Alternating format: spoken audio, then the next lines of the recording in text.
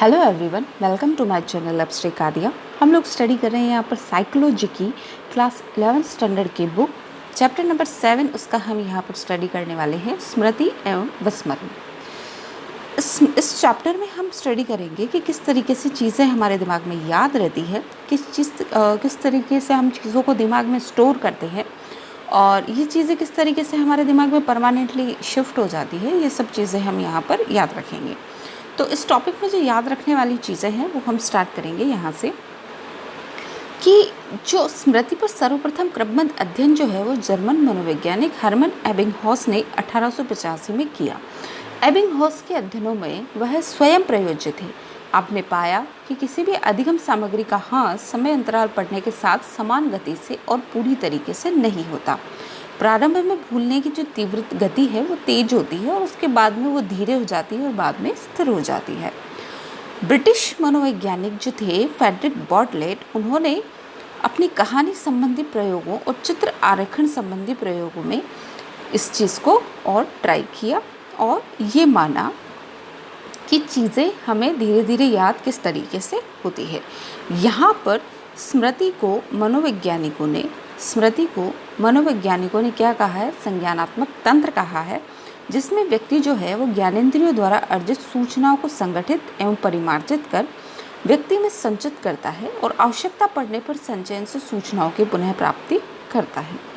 Woodworth की यह definition जो है वो बहुत महत्वपूर्ण है। सीखने के पश्चात उस बात को याद रखना या पुनः प्रस्तुत करना ही आपका क्या कहलाता है, स्मृति कहलाता है। नेक्स्ट आपका आता है चैपलिन। चैपलिन ने क्या डेफिनेशन दी?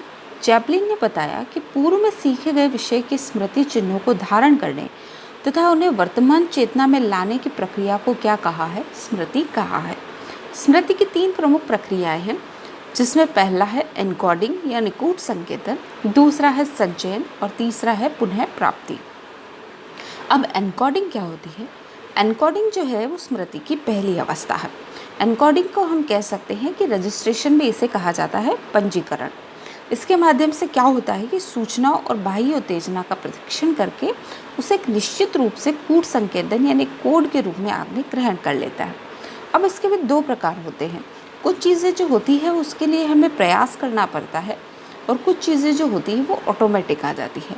जैसे आपसे किसी सब्जेक्ट का सवाल पूछा जाए तो आपको उसके लिए प्रयास करना पड़ेगा, मगर अगर आप कुछ चीज़ें ऐसी होती है जो आप ऑटोमेटिक करते हैं उनके लिए आपको प्रयास नहीं करना पड़ेगा। तो ये आपकी क्या कहलाती है, एनकोडिंग कहलाती है। नेक्स्ट इसका आपका टॉपिक आता है, इसके बाद में सेकंड स्टेज आती है वो है स्टोरेज की। स्टोरेज क्या होता है? स्टोरेज होता है ये स्मृति की द्वितीय अवस्था है और स्टोरेज का मतलब है जो कूट संकेतों में आपने सूचनाओं एकत्रित की है उन सूचनाओं को मस्तिष्क में स्थायी रूप से याद रखना। और ये जो प्रक्रिया आपकी मस्तिष्क में होती है उसे कहते हैं दृढ़ीकरण यानी कंसोलिडेशन इसको कहा है। सामान्यतः दृढ़ीकरण स्वतः होता है, परंतु यदि किसी कारण से व्यक्ति अपनी चेतना अवस्था को खो देता है तो दृढ़ीकरण प्रक्रिया भंग हो जाती है और स्थायी स्मृति वहाँ पर नहीं बन पाती है। नेक्स्ट आपका इसके बाद आता है पुनरुद्धार या पुनः प्राप्ति। ये स्मृति की कौन सी अवस्था है? तीसरी अवस्था है। यानी जो चीज़ें आपने स्टोर की है उन चीज़ों को आप वापस क्या करोगे, यूज़ करोगे, उसे पुनः वापस निकालोगे। इसके बाद है आपका सूचना प्रक्रमण उपागम यानी अवस्था मॉडल। अवस्था मॉडल में हमें ये बताया गया है कि मनुष्य का जो दिमाग है वो दिमाग क्या करता है, कंप्यूटर की तरह काम करता है। यानी आदमी का दिमाग कंप्यूटर की भांति कार्य करता है। और यहाँ पर ये जो तुलना की गई आदमी के दिमाग की कंप्यूटर से, इससे प्रेरित होकर एटिंगसन शिफरिन ने क्या किया, 1968 में एक मॉडल दिया, स्टेज मॉडल, और उसका नाम क्या रखा है, मॉडल रखा। इस स्टेज मॉडल में ये बताया गया कि आदमी का दिमाग भी कंप्यूटर की तरह काम करता है, चीज़ों को कोड करता है, फिर उन्हें स्टोर करता है और उसका वापस आउटपुट देता है। अवस्था मॉडल के अनुसार स्मृति तंत्र जो है वो 3 प्रकार के होते हैं। यानी स्टेज मॉडल में जो स्मृति तंत्र है उसको 3 प्रकार से बांटा गया है। पहला क्या है, संवेदी स्मृति यानी सेंसरी मेमोरी जिसे कहा है, दूसरी है शॉर्ट टर्म मेमोरी और तीसरी है लॉन्ग टर्म मेमोरी। सबसे पहले हम पढ़ेंगे यहाँ पर सेंसरी मेमोरी। सेंसरी मेमोरी का जो पीरियड है वो 1 सेकंड या इससे भी कम होता है। शॉर्ट टर्म मेमोरी का जो पीरियड है वो 30 सेकंड हो सकता है या 1 या 2 घंटे के लिए हो सकता है। उसके बाद आती है long term memory. Long term memory क्या होगा कि चीज़ें आपको लंबे समय तक याद रहेगी। चीज़ें आपको लंबे समय तक याद रहेगी। अगर चीज़ें लंबे समय तक आपको याद रखनी है तो उसमें कुछ आपको बाधाएं भी आएगी। उनमें कुछ मुख्य है, जैसे प्रोएक्टिव इंटरफेरेंस, रेट्रोएक्टिव इंटरफेरेंस, अनादिगम, अनुक्रिया प्रतियोगिता। ये कुछ बाधक चीज़ें हैं जो आपको चीज़ों को लंबे समय तक याद रखने में मुश्किल पैदा करती है। सेंसरी मेमोरीज की अगर हम बात करें तो सेंसरी मेमोरी क्या है? विभिन्न ज्ञानेंद्रियों से जो हमें चीज़ें मिलती है, विभिन्न ज्ञानेंद्रियों से जो हमें सूचनाएं मिलती है, वो स्मृति में अलग अलग तरीके से स्टोर होती जाती है। वो आपकी क्या कहलाती है? सेंसरी मेमोरी कहलाती है। सेंसरी मेमोरी का टाइम पीरियड 1/4 सेकेंड तक रहा, यानी बहुत ही अल्प मात्रा में सेंसरी मेमोरी का टाइम पीरियड रहा है।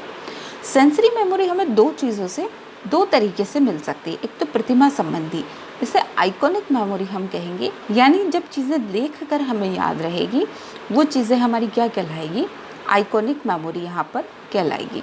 मगर वे चीज़ें जो हम सुन के याद रखते हैं वे हमारी क्या कहलाएगी? इकोइक मेमोरी कहलाएगी। नेक्स्ट इसके बाद हम पढ़ेंगे short term memory. Short term memory आपकी क्या है कि 30 सेकंड या इससे भी कम या 1-2 घंटे के लिए जो चीज़ें हमें याद रहती हैं वो अल्पकालिक स्मृति कहलाती है। इसका पीरियड हम बढ़ा सकते हैं। चीज़ों को अगर हम बार बार रिपीट करें, उन्हें याद करें, तो चीज़ें हमें लंबे समय तक याद रह सकती हैं। नेक्स्ट इसके बाद आता है वर्किंग मेमोरी। वर्किंग मेमोरी क्या होता है कि जब आदमी काम करता है वो चीज़ों को अपने हिसाब से याद कर लेता है, उनकी कोडिंग कर लेता है, वो आपकी क्या कहलाती है? वर्किंग मेमोरी कहलाती है।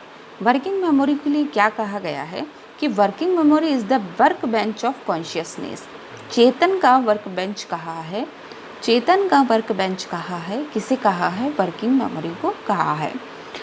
बेडेल ने 1986 में कार्यकारी स्मृति की व्याख्या के लिए एक मॉडल दिया था जिसे बहुत तत्व मॉडल कहा है। तो बहुत तत्व मॉडल स्मृति में किसने दिया था? बेडेल ने दिया था। इस मॉडल के अनुसार कार्यकारी स्मृति के 3 भाग हैं। पहला घटक है फोनोलॉजिकल लूप, जहाँ चीज़ें आपको क्या होगी? फोनोलॉजिकल लूप यानी स्वनिमिक घेरा। इसमें क्या होगी? चीज़ें आपको सुनकर याद रहेगी। किस तरीके से याद रहेगी? सुनकर याद रहेगी। दूसरा जो आपका है वो है आपका यहाँ पे विजुअल स्पेशल स्केच पैड, जिसे कहा है दृष्टि स्थानिक स्केच पैड। इसमें चीज़ें आपको देख कर याद होगी। और तीसरा है आपका केंद्रीय प्रबंधक, जिसमें आपको दोनों ही घटनाओं को समन्वित, संगठित और निरीक्षण, यानी दोनों चीज़ों का कॉम्बिनेशन आपका क्या कहलाएगा? सेंट्रल एग्जीक्यूटिव कहलाएगा। दोनों चीज़ें मिलाकर पढ़ना आपका क्या कहलाएगा? केंद्रीय प्रबंधन कहलाएगा। नेक्स्ट इसके बाद आपका आता है कि अल्पकालिक स्मृति की क्षमता बढ़ाने के लिए मिलर ने 1956 में खंडीयन विधि, चंकिंग जिसे कहा गया है, वो दी। इसके अनुसार क्या होता है कि किसी भी चीज़ को अगर आप खंडों में विभक्त कर याद करने की कोशिश करेंगे तो वो चीज़ें आपको लंबे समय तक याद रहेगी। जैसे यहाँ एक एग्जाम्पल दिया है कि इस डिजिट को अगर आप सीधा याद रखेंगे तो ये चीज़ें याद नहीं रहेगी, मगर इन्हीं डिजिट को अगर आप खंडों में याद करेंगे तो ये चीज़ें आपको याद रहेगी कुछ इस तरह। नेक्स्ट है आपका long term memory. Long term memory जो है वो 30 सेकेंड या इससे भी बहुत ज़्यादा टाइम तक हो सकती है। जैसे 100 साल का एक आदमी है तो उसे अपने बचपन की यादें याद होती है, तो इसे हम क्या कहते हैं? लॉन्ग टर्म मेमोरी कहते हैं। विलियम जेम्स ने इस लॉन्ग टर्म मेमोरी को क्या कहा है? गौण स्मृति यानी सेकेंडरी मेमोरी भी कहा है विलियम जेम्स ने। अब इसके बाद नेक्स्ट आपका आता है यहाँ पर कि एटिक्सन और शिफ्रिन स्मृति मॉडल के अनुसार संवेदी स्मृति में जो सूचनाएं प्रवेश करती है उनमें से कुछ ही चयनात्मक अवधान के माध्यम से लघुकालीन स्मृति में प्रवेश करती है, और फिर लघुकालिक स्मृति में प्रवेश पाने वाली सूचनाओं में से कुछ ही सूचनाएं दीर्घकालिक स्मृति में प्रवेश करती हैं। परंतु जो भी सूचनाएं दीर्घकालिक स्मृति में प्रवेश करती है वे स्थायी तौर पर संचित हो जाती है। इसका अर्थ यह हुआ कि सभी सूचनाएं जो संवेदी स्मृति में प्रवेश करती हैं लघुकालिक स्मृति में प्रवेश नहीं कर पाती, और जो लघुकालिक स्मृति में प्रवेश करती है वे सभी दीर्घकालिक स्मृति में प्रवेश नहीं कर पाती। खैर, इसमें ऐसा समझने वाली बात कोई नहीं थी। फिर उसके बाद हम बात करेंगे प्रक्रमण स्तर की। प्रक्रमण स्तर का जो दृष्टिकोण है वो किसने दिया? क्रैग और लॉकहार्ट ने दिया था 1972 में। उन्होंने क्या किया कि सूचनाओं को तंत्र के विभिन्न स्तरों पर संसाधित किया जा सकता है। प्रक्रमण के प्रथम एवं सबसे निम्न स्तर में सूचना को उसके भौतिक और संरचनात्मक विशेषताओं और उसके बाद में उसके विभिन्न गुणों के आधार पर उसकी व्याख्या की जाती है। तो सबसे पहले हम जब कुत्ता लिखना सीखेंगे तो स्टार्टिंग में हम क्या करेंगे, उसके अक्षरों पर ध्यान देंगे कि कुत्ता किस तरीके से लिखा जाता है। फिर उसके बाद में जब हम कुत्ता शब्द उच्चारण करेंगे तो ध्वनि के साथ साथ में हम ये भी जानेंगे कि कुत्ता किस तरीके से भौंकता है। उसके बाद जब भी हमारे सामने कुत्ता शब्द आएगा तो दोनों तीनों इमेज हमारे साथ आ जाएगी कि कुत्ता एक जानवर है, वो किस तरीके का होता है, कितने पैर होते हैं, किस तरीके से भौंकता है। तो ये सब चीज़ें हमारे सामने आ जाएगी। दीर्घकालिक स्मृति के प्रकार कौन से हैं? तो दीर्घकालिक स्मृति के 2 प्रकार यहाँ पर दिए हैं। पहला है स्पष्ट स्मृति और दूसरा है अस्पष्ट स्मृति। स्पष्ट स्मृति क्या होगी कि इसमें जो संचित सूचनाएं हैं वो व्यक्ति स्पष्ट रूप से चेतन पटल पर ला पाता है और शाब्दिक रूप से उसे बता भी देता है। इसको इसी वजह से क्या कहते हैं, डिक्लेरेशन मेमोरी भी इसको कहा है। कौन सी मेमोरी? डिक्लेरेशन मेमोरी भी इसे ही कहा गया है। इसके बाद नेक्स्ट आता है आपका दूसरी जो स्मृति इसकी ही दी गई है वो ये है कौशल युक्त पेशी क्रियाएं यानी स्किल मोटर एक्टिविटी, यानी हाथ पैरों से जो क्रियाएं की जाती हैं वो स्किल मोटर एक्टिविटी होती है। इसको अघोषणात्मक स्मृति भी कहते हैं। अस्पष्ट स्मृति को क्या कहते हैं? अघोषणात्मक स्मृति। ये अक्सर कर उन लोगों के साथ होता है जिनमें दिमागी चोट लग जाती है, जिन्हें खुद पता नहीं होता कि वो क्या करना जानते हैं, पर जैसे ही वो किसी साइकिल या बाइक को हाथ लगाएंगे और वो अपने आप गाड़ी चला लेते हैं, तो ये आपकी अस्पष्ट स्मृति कहलाएगी। स्पष्ट स्मृति को 2 भागों में बांटा है। स्पष्ट स्मृति को एक तो एपिसोडिक मेमोरी और एक होती है सिमेंटिक मेमोरी। एपिसोडिक मेमोरी आपकी क्या कहलाती है कि जब कोई घटना आपके साथ घटित होती है तो जब भी आप उसी चीज़ से गुजरते हैं वो चीज़ आपको एज इट इज़ याद आ जाती है। जैसे किसी रोड से आप गुजर रहे हैं, उस वक्त आपको किसी कुत्ते ने काट लिया, तो जब भी आप उस रोड से गुजरेंगे आपको वो घटना स्पष्ट रूप से वहाँ पर याद आ जाएगी। दूसरी है आपके इसके साथ में यहाँ पर एपिसोडिक और सिमेंटिक। सिमेंटिक क्या है? यहाँ पर सिमेंटिक होता है कि चीज़ों को आप शब्दों से याद रखेंगे। ठीक है, जैसे आपसे पूछा गया कि पर्यावरण की परिभाषा क्या होती है, तो आप रटी रटाई परिभाषा उस पर बता देंगे। वो आपकी मेमोरी कौन सी कहलाएगी? सिमेंटिक मेमोरी कहलाएगी। दीर्घकालिक स्मृति वर्गीकरण। दीर्घकालिक स्मृति भी अपने आप में एक बहुत रोचक विषय है और इसका वर्गीकरण विभिन्न तरीके से किया गया है। सबसे पहले हम स्टडी करेंगे क्षणदीप स्मृतियाँ। क्षणदीप स्मृतियाँ को क्या कहेंगे? एक तरीके से कह सकते हैं कि फ्लैश बल्ब मेमोरी भी कह सकते हैं।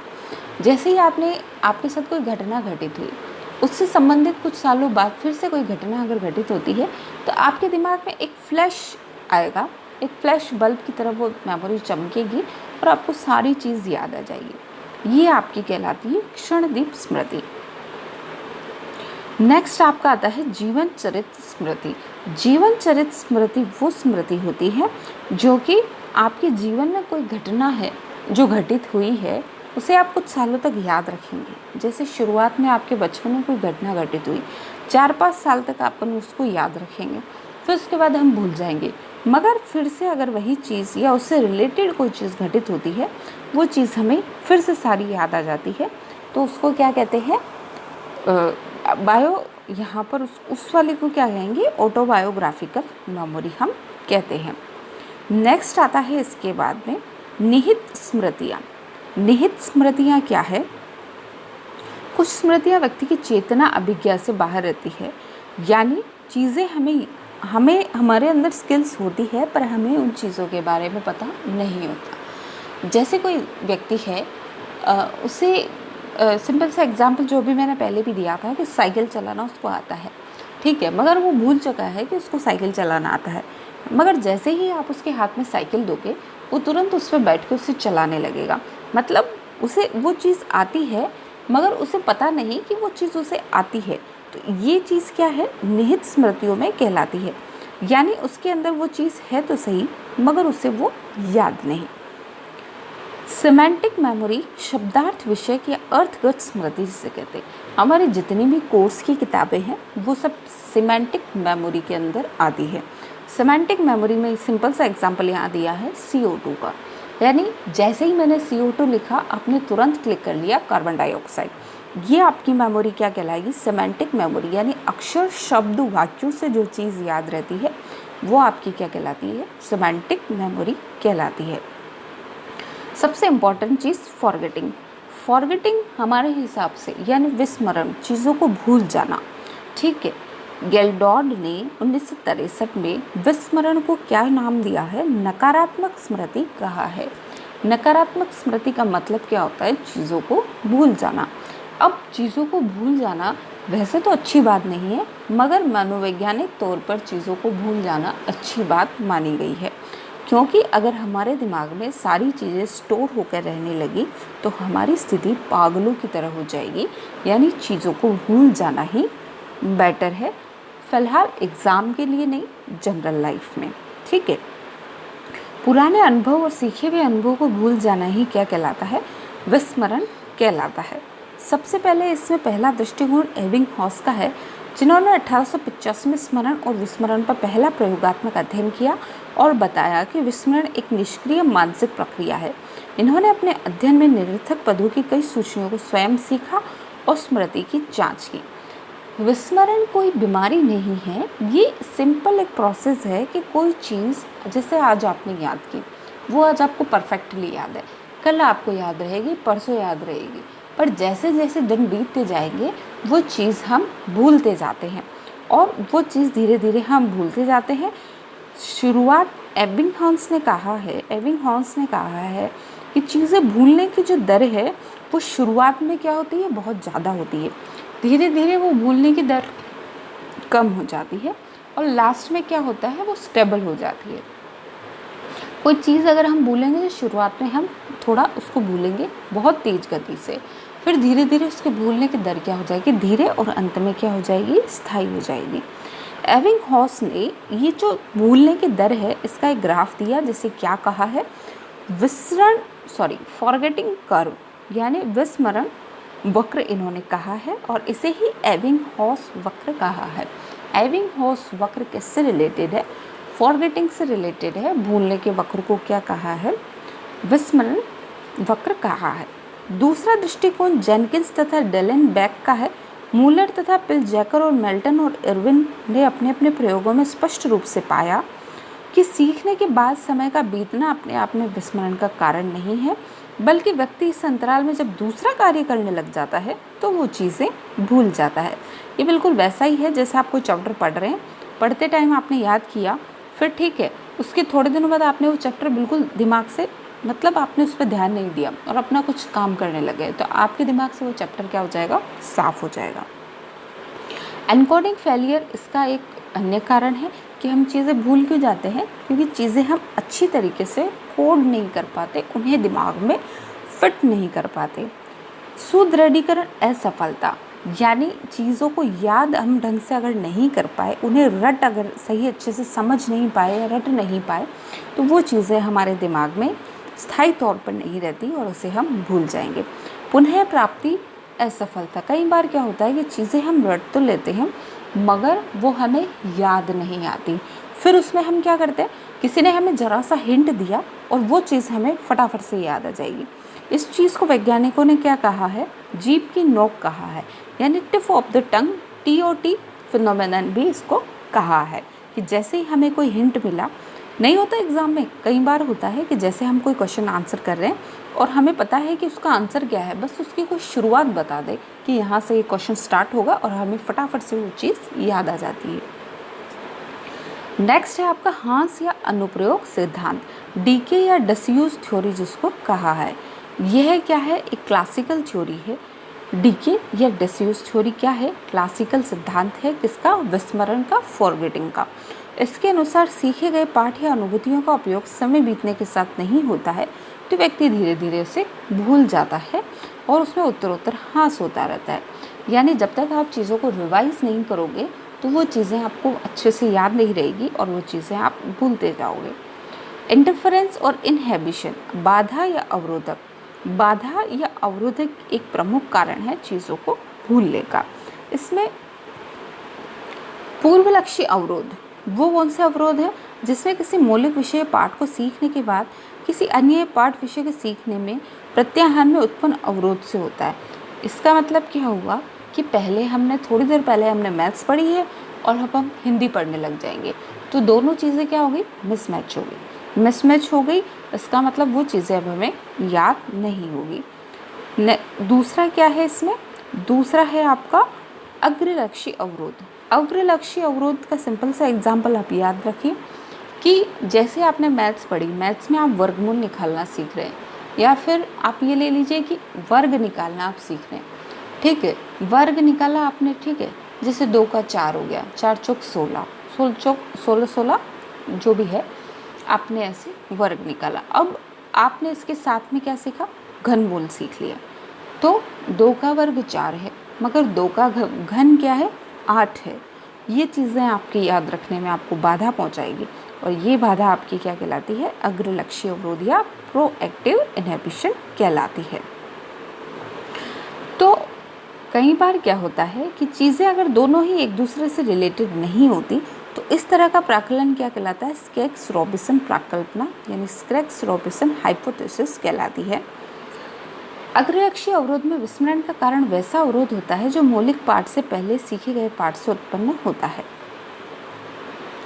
नेक्स्ट है आपका अभिप्रेरित विस्मरण। अभिप्रेरित विस्मरण क्या होता है? Motivated forgetting. कोई चीज़ आपके जीवन में ऐसी घटित हो गई कि जिसका भूलना ही आपके लिए बेहतर है। ठीक है, जिसका भूलना ही अगर आपके लिए बेहतर है तो हम क्या करेंगे? उस चीज़ को ज़बरदस्ती भूलने की कोशिश करेंगे, जिसे क्या कहेंगे? रिप्रेशन या सप्रेशन, शमन, दमन जिसे हम कहेंगे। तो यह भी एक भूलने की प्रक्रिया है जिसमें हम चीज़ों को ज़बरदस्ती, क्योंकि उनका भूलना हमारे लिए बेहतर है, इसलिए हम उन चीज़ों को भूल जाते हैं। We forget because we want to forget. हम भूल जाते हैं क्योंकि हम उनको भूलना चाहते हैं। मेमोरी इम्प्रूविंग, याददाश्त बढ़ाने के तरीके जैसे आप सुनते आए हैं वो क्या है? उनमें सबसे पहले है सीखने की इच्छा। अगर किसी आदमी में सीखने की इच्छा नहीं है तो आप उसको कितना भी समझा दीजिए, उसके दिमाग में कुछ नहीं घुसने वाला। ठीक है, अगर किसी आदमी को सीखने की इच्छा है तो आप उसको थोड़ा भी हिंट देंगे, वो आदमी बेहतर तरीके से अपना काम करेगा।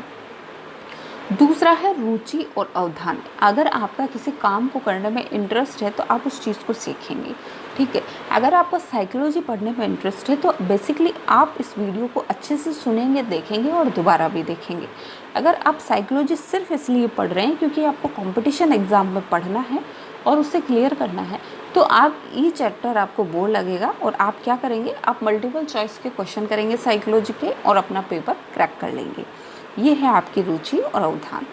स्मृतिकरण के कारण उचित विधियों का प्रयोग करना। चीज़ों को याद करने के लिए हम कौन सा प्रोसेस काम लेते हैं वो इस बात पर डिपेंड करता है कि हमने काम में लिया। ठीक है, अगर आप चीज़ों को अच्छे तरीके से काम लेते हैं पढ़ने के लिए तो वो चीज़ें आपको लंबे समय तक याद रहती है। इसमें एक स्पेशल बात ये है कि आदमी जो चीज़ देखता है वो उसे ज़्यादा समय तक याद रहती है बनिस्बत की वो जो चीज़ सुनकर सीखता है।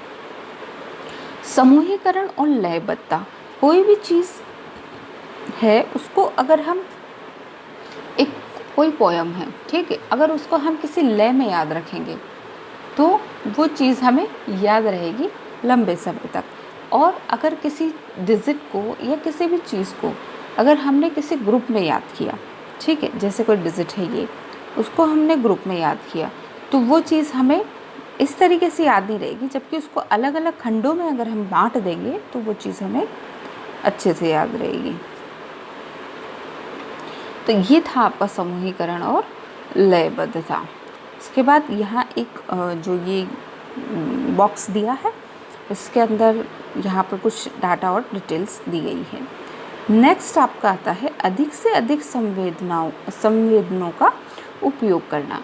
जितना ज़्यादा हम सेंसेशंस को यूज़ करेंगे, जैसे आप पढ़ते वक्त अगर आँख का इस्तेमाल भी कर रहे हैं, कान का इस्तेमाल भी कर रहे हैं, मुंह का इस्तेमाल भी कर रहे हैं, याद करने के लिए अपने हाथ पैरों को हिला के एक्शंस कर करके अगर आप हाथ पैरों का भी इस्तेमाल कर रहे हैं, तो ये चीज़ें आपको ज़्यादा याद रहेगी बनस्पत अगर आप एक तरीके से स्टेचू बन के, मूर्ति बन के लगातार किताब पढ़ते जा रहे हैं। दोहरान तथा अभ्यास, जितना हम चीज़ों को रिपीट करेंगे, जितना हम उनकी प्रैक्टिस करेंगे, वो चीज़ें हमारे दिमाग में परमानेंटली याद होती जाती है। SQ4R का उपयोग। अब ये SQ4R क्या है? थॉमस और रॉबिन्सन ने 1972 में अधिगम के लिए एक तकनीकी का उपयोग किया। उसमें सबसे पहले था सर्वे, S for survey, Q for questions, R for read, recite, review and reflect. तो सबसे पहले क्या है? सर्वे, यानी कि जो चीज़ हमको पढ़नी है उसका हम सर्वे करें। देखो बेसिक चीज़ यही होती है, पढ़ना बड़ी बात नहीं है, पढ़ना क्या है, कितना है, कैसे, ये स्ट्रेटजी बनाना ही सबसे इम्पॉर्टेंट रोल होता है पढ़ने में। उसके बाद है क्वेश्चंस, आपको क्या पढ़ना है, कैसे पढ़ना है, ये क्वेश्चन आप अपने आप से पूछिए। उसके बाद है रीड करना, आप चीज़ को पढ़ें, कंटेंट को पढ़ें। फिर उसके बाद है सुने, उसको फिर से रिपीट करें, उसकी व्याख्या करें अपने शब्दों में। फिर उसके बाद पुनः परीक्षण करना, जैसे आपने कोई चीज़ पढ़ी, उसको रिसाइट किया, उसको पुनः बोला, उसको याद किया, उसके बाद पुनः देखी कि आपने गलती कहाँ की, और उसके बाद है रिफ्लेक्ट, उस चीज़ को करेक्ट करके उसको सुधारें और फिर से याद करें। समझ में आया? सिंपल सा एग्जाम्पल है, 2 का पहाड़ा आपने देखा, सर्वेक्षण किया, ये 2 का पहाड़ा है, ठीक है। अब उसमें क्वेश्चन आपने पूछा, इसको कैसे याद करेंगे, तो वो आपने डिसाइड किया भाई इसको हमें रट के याद करना है कि समझ के याद करना है कि ऐसे याद करना है कि 2-2 जोड़ के याद करना है, जो भी है। फिर आपने उसको पढ़ना शुरू किया, 2 एकम 2, 2 दूना 4, 2 तिया 6, ये आपने उसका पढ़ना शुरू किया। फिर उसके बाद एक बार आपने रीडिंग मारी, पढ़ा, फिर उसके बाद आपने क्या किया, उसको रिसाइट किया, ठीक है, किताब बंद की, फिर हम दोबारा रिपीट करेंगे, 2 एकम 2, 2 दूना 4, 2 तिया 6, ठीक है। फिर उसको लिखेंगे हम कि हम लिख के याद करेंगे। फिर हम देखेंगे, वापस रिव्यू करेंगे कि कहाँ हमने गलत लिखा। अच्छा ठीक है, 2 नाम 18 होता है, 17 नहीं होता, फिर उसे हम करेक्ट करेंगे। तो ये क्या है? रिफ्लेक्ट है। रिफ्लेक्ट करके फिर उसको चीज़ को करेक्ट करेंगे, सही करेंगे और फिर से हम उसे याद करेंगे। यूज़ ऑफ मेनेमोनिक्स यानी स्मरणकारी का उपयोग। स्मृति को विकसित करने के लिए संपूर्ण तंत्र को उपयोग किया जाता है। यह तकनीक क्या कहलाती है? सामान्यतः दृश्य प्रतिमा का उपयोग कर आवश्यक सामग्री को याद करने के लिए उपयोगी साहचर्य बनाता है। अब सबसे पहले क्या है कि चीज़ें हमें अच्छे से याद कैसे हो, उसके लिए सबसे पहले जो विधि है, अब मेथड्स है ये, स्थान विधि, द मेथड ऑफ लॉसी। अगर हमें कोई चीज़ याद करनी है तो उसे उसके स्थान से संबंधित किया जाता है। जैसे हम राजस्थान का अध्ययन कर रहे हैं, ज्योग्राफी का, तो राजस्थान की ज्योग्राफी को अध्ययन करने के लिए सबसे पहले हम इमेजिन करेंगे कि राजस्थान का नक्शा हम लेके बैठेंगे, फिर उन चीज़ों को हम रिलेट करेंगे। Page word Vidhi, the page word method क्या है? पेज वर्ड मेथड में चीज़ों को लय के माध्यम से हम याद करेंगे या फिर उनको अंक प्रदान करके हम उनको स्मृति में रखेंगे। जैसे कई बार चीज़ें हमें याद करनी होती है तो हम उसे एक रिदम में याद कर लेते हैं, ठीक है, जैसे गुरु से जरा आशा रखो। अब ये क्या है? ये एनकोडिंग हो गई और लय हो गया। वर्णन श्रृंखला विधि, इसमें क्या होगा कि जो चीज़ हमको याद रखनी है उसे हम कहानी से संबंधित करके याद रखेंगे। जैसे मोस्ट ऑफ ये मेथड हिस्ट्री में काम आता है कि महाराणा प्रताप क्या थे, कौन थे, उन्होंने फिर ये किया, वो किया, ये सब वर्णन श्रृंखला विधि है।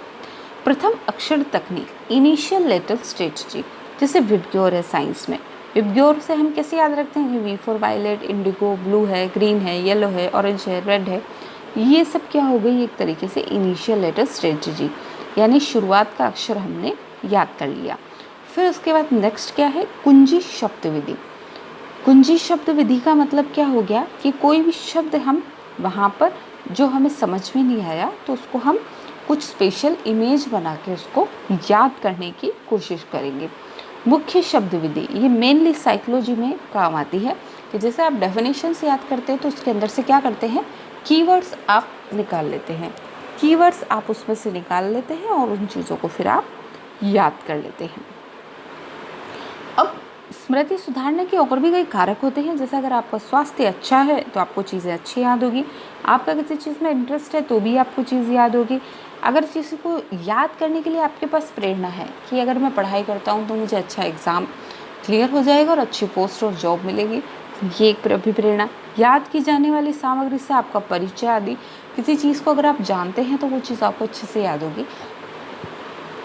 जैसे आपको राजस्थान का भूगोल, ज्योग्राफी है, पॉलिटिक्स है, ये सब पढ़ाया जाए तो आप अच्छे से याद करेंगे, उससे इंटरेस्ट लेंगे, बजाय अगर आपको कर्नाटक, तमिलनाडु या आसाम की पॉलिटिकल और ज्योग्राफी पढ़ाई जाए। अब इसके साथ में ये चैप्टर लमसम यही ख़त्म है। इसके कुछ क्वेश्चन आंसर्स हैं वो हम यहाँ पर देखेंगे। स्मृति पर सर्वप्रथम क्रमबद्ध अध्ययन किसने किया था? एबिंगहॉस ने यहाँ पर स्मृति पर क्रमबद्ध अध्ययन सबसे पहले किया था।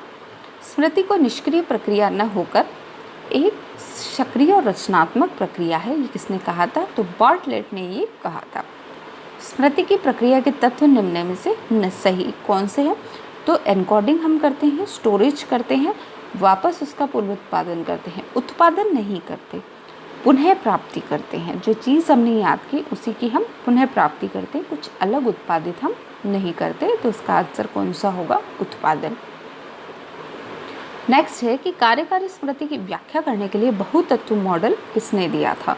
तो कार्यकारी स्मृति की व्याख्या करने के लिए जो बहुतत्व मॉडल है वो बेडेल ने यहाँ पर दिया था। तो इसके साथ यहाँ पर क्वेश्चंस मल्टीपल इतने ही हैं, इसमें क्वेश्चंस यहीं पर ख़त्म होते हैं। इसके अलावा इसमें मल्टीपल के हिसाब से कोई क्वेश्चन यहाँ पर अभी बन नहीं रहा है। और ये हमारा चैप्टर था जो यहाँ पर ख़त्म होता है। नेक्स्ट वीडियो में हम नेक्स्ट चैप्टर पढ़ेंगे। अभी के लिए बस इतना ही। धन्यवाद।